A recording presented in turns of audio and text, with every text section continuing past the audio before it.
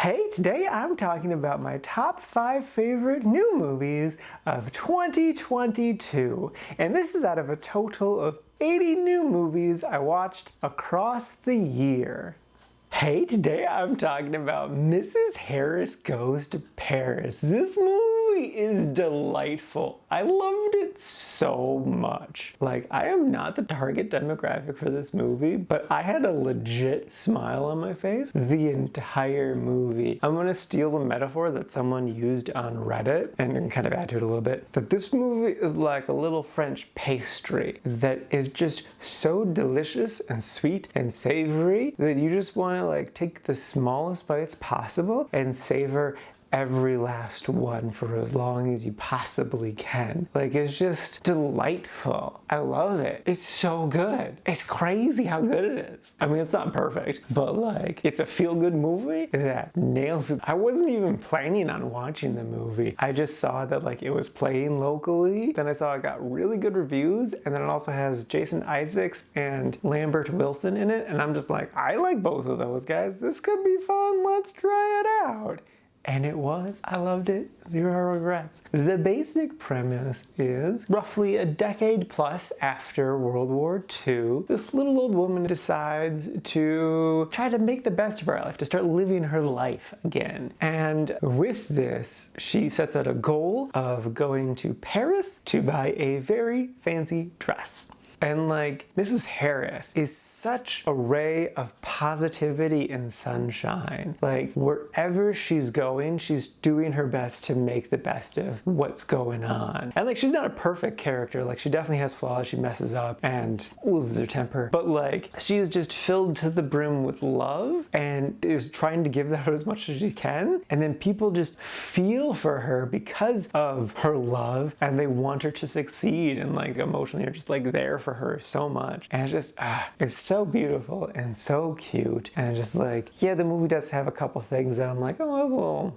something or other, but honestly it doesn't matter, because like, it nails the charm and delight and the feel-goodness so much that I can easily forgive any of this movie's faults because it's delightful. So yeah, I would recommend this movie. You do have to go into it being like, this is a good, happy, feel-good, whimsical, not taking place in the real world type of movie, but like, as long as you put on the right lens, like, you're gonna have a really good time. I promise.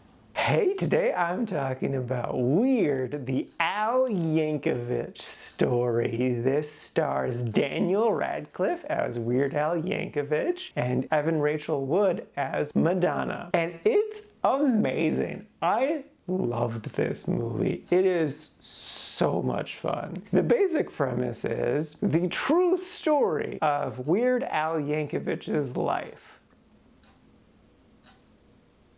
Yep, that's definitely what the premise is, and nothing else.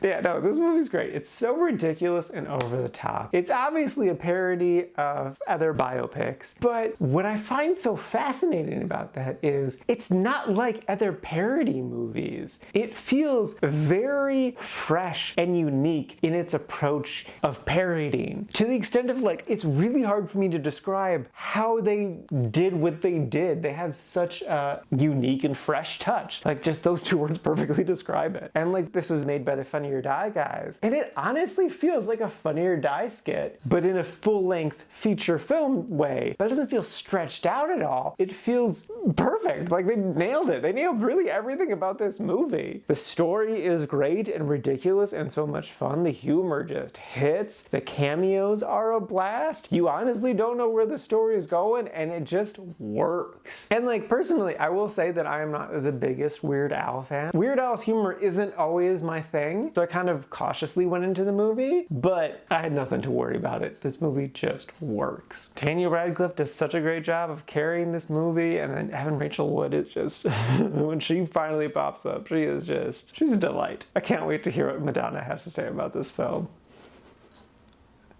And man, that ending is just terrific.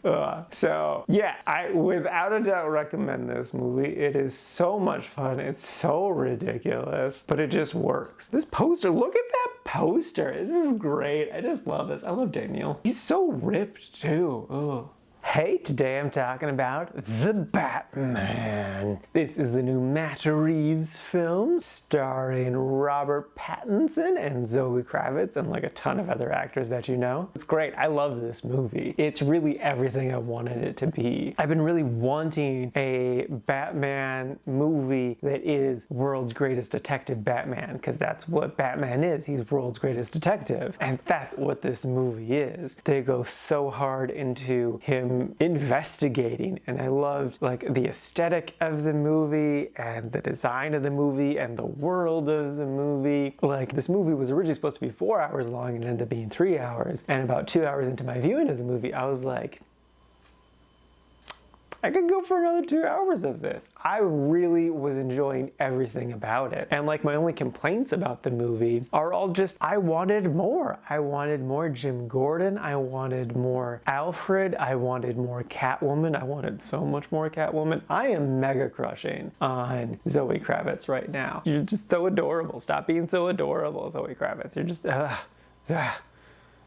she's the best. She's not my number one. Jane Levy's still number one, but she's a close second. Ooh. I also really like the mayoral candidate. She was a lot of fun. And the Riddler was great too. I just more Riddler too. We did get like a good amount of him, but like, I don't know. There is definitely like a lot to unravel there with him. And it just more. I wanted more, just more. I especially loved it because I really loved the first Arkham Asylum game. I played the first two, but I really loved the first one. It gave me so many vibes of that, of just like taking your time, looking around rooms, looking for little clues and stuff. And then like, there's a couple of audio recordings too that I'm just like, wow, that just took me right back to the game. And it really felt like a lived-in universe as well. Like, there were a lot of villain characters that are iconic, but it never felt like there was a crowded film or anything. It felt like there was a correct place for everyone. I thoroughly enjoyed this film. I definitely recommend it. I will say I am the target audience for this. Like, it's definitely me. But yeah, I loved everything about this. I'm really excited for more from Matt Reeves and Robert Pattinson, and hopefully some more Zoe Kravitz.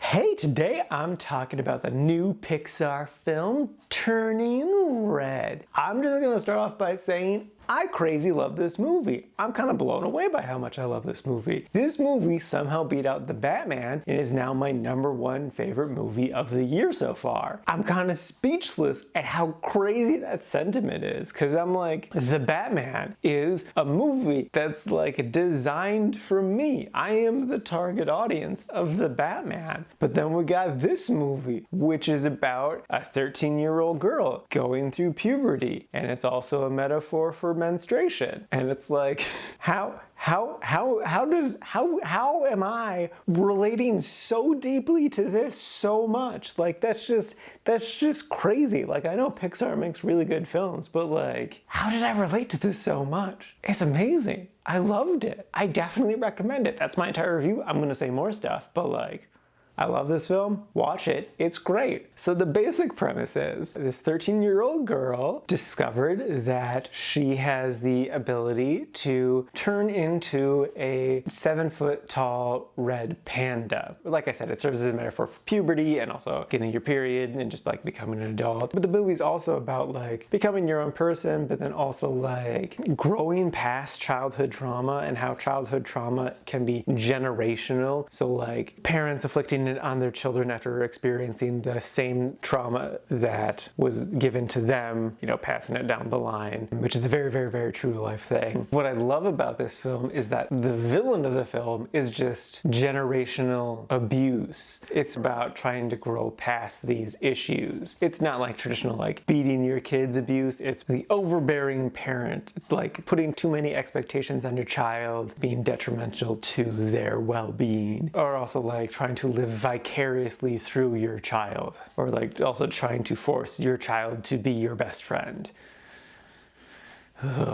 But yeah, I love that. I think part of the reason why I was able to so deeply connect to this movie is that it was set in 2002, and so I was 12 when the movie is set. So I was roughly the same age as the character in this movie, and I was able to relate to a lot of the nostalgia in this movie. There's Tamagotchis, there was lots of clear references to things like Dragon Ball and Sailor Moon, which I enjoyed at the time, and just other stuff from the early aughts. It just hit me right in the feels. You can also very clearly tell that this is like inspired by the filmmaker's childhood, and it very much feels like a personal film. And I think I was able to connect to it more because of that. I thought that was very beautiful. So yeah, I love this movie. I definitely, without a doubt, recommend it. It deeply connected to me. I hope you enjoy it as much as me, if not more.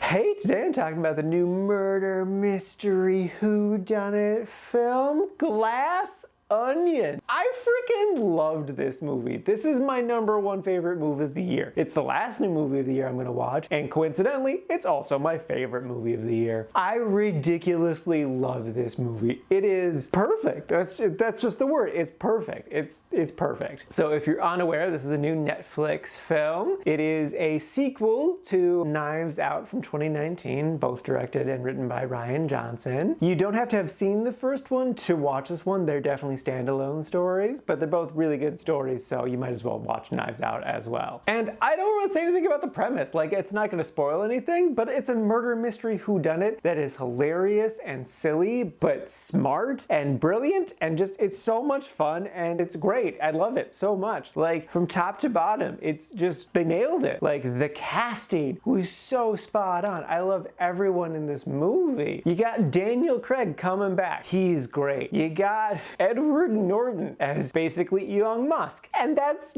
terrific. I love that so much. Kate Hudson's amazing. Jessica Henwick's amazing. Like literally every single person in the cast nails it. There's so many great cameos, just like every joke lands. And what really gets me is that I think it's like the halfway point where we get a flashback where we start to get more of the answers, and from that point on, it was so satisfying. It didn't stop being satisfying. Like we got answer after answer after answer, and every single one of them worked for me. I think for most of this movie, I had a big goofy smile on my face, like legitimately. I was loving it, every second of it. Part of the brilliance of this film is that it is very smart, but it's also really, really dumb. And because they nailed that, I think that's why everything else works. The smart dumb balance. It's just, it's so good. So yeah, if you want a really fun, clever, silly, whodunit murder mystery, if you just want to have a good time, watch this film. It's freaking amazing. I love it so much. For a second there, I was like, am I gonna put this at #1? I'm like, why am I even questioning this? Of course I'm gonna put this at #1. This movie is terrific. I love this movie. Definitely watch it. And now for my ranking, even though I've already said it a whole bunch of times, I put this at #1 in the really like section. And this is out of a total of 80 new movies this year.